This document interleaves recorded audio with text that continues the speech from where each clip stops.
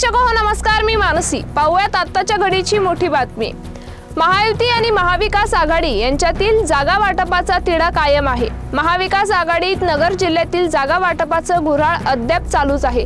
मात्र मध्यंतरी श्रीगोंदाची जागा शिवसेनाच लढणार आणि साजन पाचपुते येथील उमेदवार असणार असल्याची घोषणा शिवसेना नेते खासदार संजय राऊत यांनी केली होती।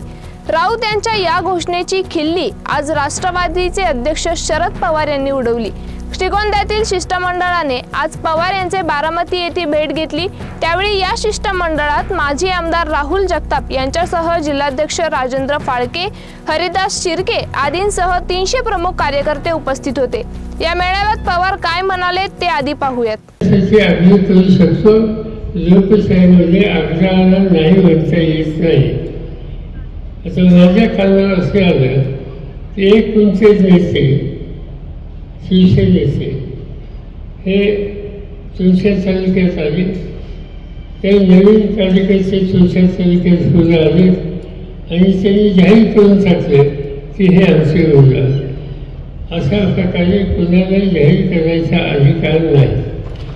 अशा प्रकारे हा निर्णय होणार नाही। संजय राऊत यांचा नामोल्लेख टाळत शरद पवार यांनी संजय राऊत यांच्यावर बोचरी टीका केली।